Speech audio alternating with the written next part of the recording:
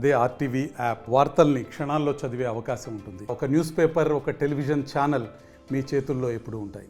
విజయవాడ పార్లమెంట్లో కేసినేని నానిపై టీడీపీ నుంచి ఎవరు పోటీ చేసినా లేదా చంద్రబాబు పోటీ చేసినా 3 లక్షల మెజార్టీతో గెలుపు ఖాయమంటున్నాడు కేసినేని నాని. అదే దీనికి సంబంధించి మనతో మాట్లాడడానికి టీడీపీ నేత కేసినేని చిన్ని ఉన్నారు. ఆయనతో మాట్లాడు. సార్, ఎవరు పోటీ చేసినా చివరికి చంద్రబాబు పోటీ చేసినా దాదాపు 3 లక్షల మెజార్టీ ఖాయమని కేసినేని నాని మాట్లాడుతున్నారు. ఎలా చూస్తారు? ఆయనకి కొంచెం మతి భ్రమించింది. మంచి హాస్పిటల్లో చెక్ చేసుకుంటే బెటర్.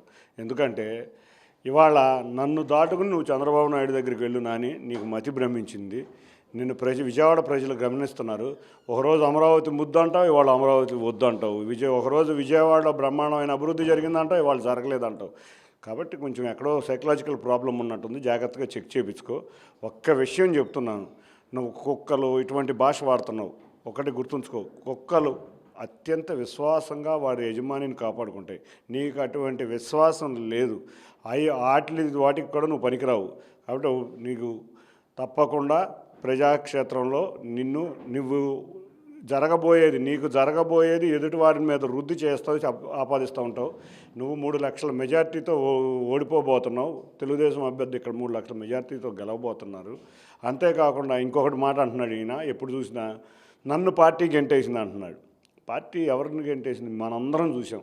అంతటి గొప్ప నాయకుడికి బొకే తోసారు, ఇష్టం వచ్చినట్టు మాటలు అన్నారు. నువ్వు కుప్పం చూసుకోవాలన్నాడు, నువ్వు పెడ్ డాగ్స్ని జాగ్రత్తగా మెయింటైన్ చేసుకొని మా నాయకులను విమర్శించాడు.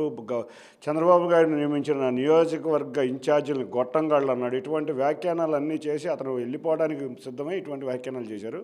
ఆ తర్వాత మళ్ళీ తెలుగుదేశం వస్తుందని మా అధినేతకు సన్నిహితంగా వెళ్దని చూశాడు.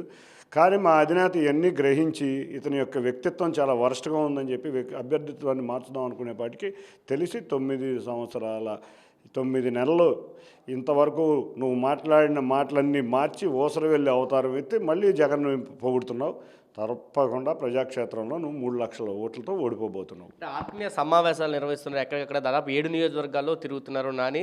ఆత్మీయ సమావేశాలకు బ్రహ్మరథం పెడుతున్నారు. ఖచ్చితంగా వైసీపీదే విజయం అంటూ కూడా చెప్తున్నారు. ప్రతి సందర్భంలో ఇదే అంశాన్ని ఆయన చెప్తున్న పరిస్థితి. ఏమంటే ఇవాళ చూస్తే ఆయన ఆత్మీయ సమావేశానికి 100 నుంచి 150 మంది కూడా ఉండట్లా.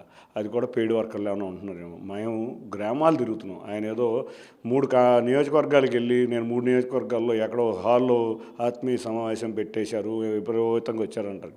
చూస్తే టీవీలో చూస్తే 100 నుంచి 150 మంది ఉండట్లా. అదే ఆయన ఘోర పరాజయం ఆయనకు అర్థమైంది. ముందుగా అందరికన్నా అర్థమైంది ఎవరంటే నేను ఓడిపోబోతుంది వైసీపీ పోతుందని ఆయనకి.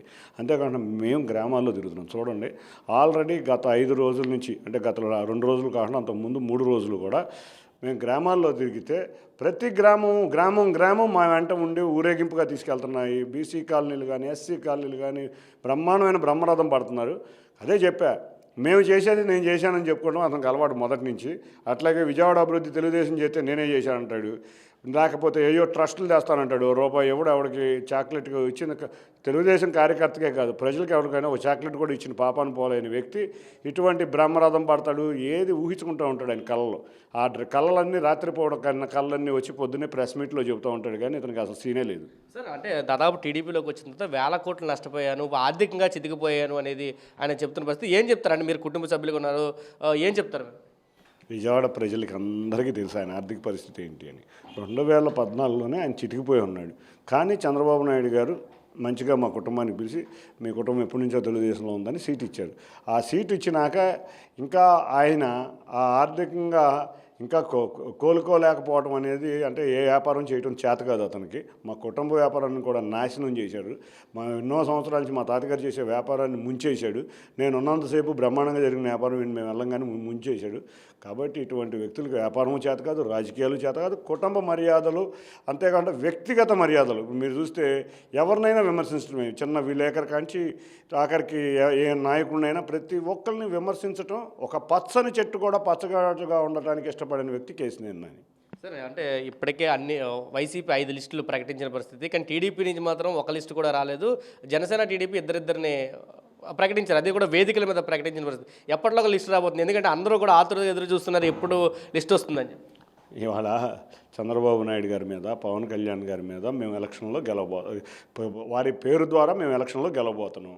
వారు సూచించిన వ్యక్తులు ముందుగా మాకు పొత్తులు కుదరాలి. ఈ పొత్తులు కుదరంగానే ఈ వెంటనే లిస్టులు వస్తాయి. ఆల్రెడీ అభ్యర్థులు కొంతమందికి 100 మంది అభ్యర్థులకి 100 మందికి ఆల్రెడీ పవన్ కళ్యాణ్ గారు కానీ చంద్రబాబు నాయుడు గారు కానీ వర్క్ చేసుకోమని చెప్పారు. వాళ్ళందరూ వర్క్ చేసుకుంటున్నారు.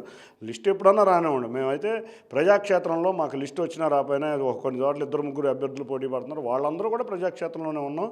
మా లిస్టులతో సంబంధం లేదు. మేము ఎప్పుడు ప్రజల క్షేమం కోసమే మేము ప్రజాక్షేత్రంలోనే ఉంటాం. సరే, విజయవాడ కేంద్రంగా ఫ్లెక్సీల వార్ అయితే నడుస్తుంది. సిద్ధం అంటూ వైసీపీ ఫ్లెక్సీ పెడితే జనసేన ప్రస్తుతం మీ పొత్తులో ఉన్న జనసేన కూడా మేము సిద్ధమే అంటూ ఫ్లెక్సీలు పెట్టారు.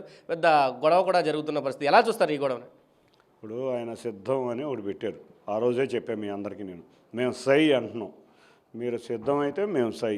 నువ్వు పారిపోవడానికి సిద్ధం, నిన్ను చేయడానికి మేము సై.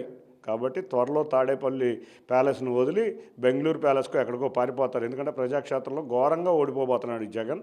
కాబట్టి పారిపోవడానికి ఆయన సిద్ధం, తనవడానికి మేము సై. Thank you sir.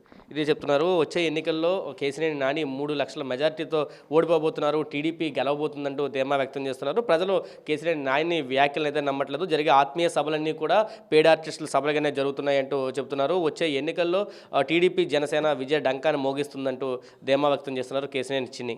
Camera person Prasad దగ్గర సురేంద్ర RTV విజయవాడ నుంచి. మరిన్ని వీడియోస్ కోసం ఛానల్ ని సబ్స్క్రైబ్ చేయండి. లేటెస్ట్ అప్డేట్స్ కోసం వాట్సాప్ ఛానల్ ని ఫాలో చేయండి. అండ్ లింక్ డిస్క్రిప్షన్ లో ఉంది.